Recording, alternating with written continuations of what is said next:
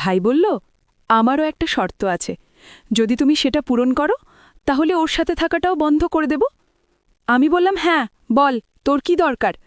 তখন ভাই বলল, সে যেমন আমার সাথে আড্ডা দেয়, এখন থেকে তুমিও আমার সাথে আড্ডা দেবে আর আমার চাহিদা পূরণ করবে। আমি বললাম, এটা সম্ভব না, আমি কেন তোমার সাথে আড্ডা দিতে শুরু করব? তখন ভাই বলল, তাহলে ঠিক আছে, আমি যা করছি বেশ করছি, তুমি আমাকে বুঝাতে এসো না। তারপর আমি বললাম, চল ঠিক আছে, আমি সন্ধ্যায় ভেবে তোকে বলবো। এই বলে আমি আমার রুমে গিয়ে বসে ভাবতে লাগলাম। আমার ভাই যা বলেছিল তা আমি এখন পর্যন্ত তা করিনি। আমার ভাইও এমন কিছু করার কথা ভাবতে পারে আমি ভাবিনি। আমি ভেবেছিলাম যে আমার ভাই খুব ভালো মনের ছেলে এবং ভবিষ্যতে সে তার পরিবারের জন্য সহযোগ হবে এবং তাদের জন্য একটি ভালো অর্থ উপার্জন করবে, কিন্তু সে ইতিমধ্যেই খারাপ নেশায় পড়ে গিয়েছিল। এসব ভাবতে ভাবতে আমার হৃদস্পন্দন এতটাই বেড়ে গিয়েছিল যে আমার সামনে কেউ থাকলেই সে সহজেই শুনতে পেত। তখন আমারও মনে পড়ে গেল কিছুদিন আগের ঘটনা। সে আমার সাথে কি করতে চায় তা বুঝলাম। আমার সামনে একটা বড় সমস্যা ছিল যে আমি এখন কি করব। আমি যদি হ্যাঁ না বলি তাহলে ওদের ব্যাপারটা নষ্ট হয়ে যাবে আর ওর পড়াশোনাটাও নষ্ট হয়ে যাবে, আর যদি হ্যাঁ বলি তাহলে তার সাথে আমাকে স্ত্রীর মতো জীবনযাপন করতে হবে। আমি সেটা করতে পারি না, কারণ সে আমার ভাই। তখন হঠাৎ আমার মাথায় একটা চিন্তা এলো যে হয়তো এই ব্যাপারটা ঘরেই থাকবে, এতে আমাদের পরিবারের সদস্যদের জীবন বাঁচবে এবং আমার ভাইয়েরও উন্নতি হবে।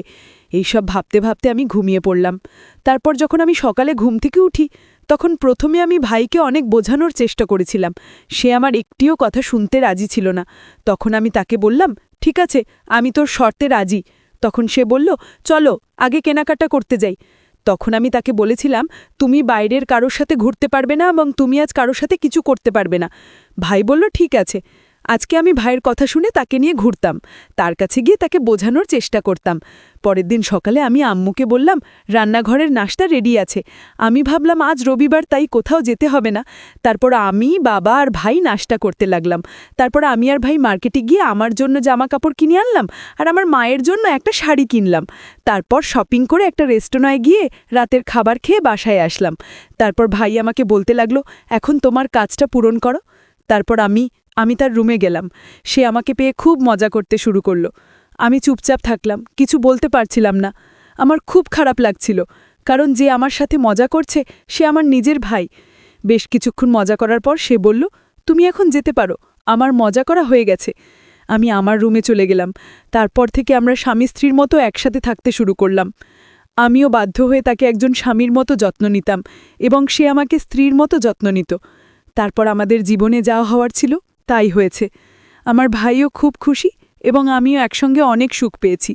এখন আমার ভাই অনেক উন্নতি করেছে। সে কারো সাথে আড্ডাও দেয় না, সে শুধু লেখাপড়া করে এবং বাড়িতে আসার পর সে আমার সাথে স্বামী স্ত্রীর মতো থাকে। এভাবে আমরা সুখে থাকতে লাগলাম। আমিও আমার ভাইকে এভাবে ব্যাখ্যা করতে বাধ্য হয়েছিলাম, কিন্তু এতে আমার কোনো ক্ষতি হয়নি। এখন আমাদের বাড়ির সবাই খুব খুশি এবং আমার ভাইও জীবনে ভালো কিছু করার পথে আছে।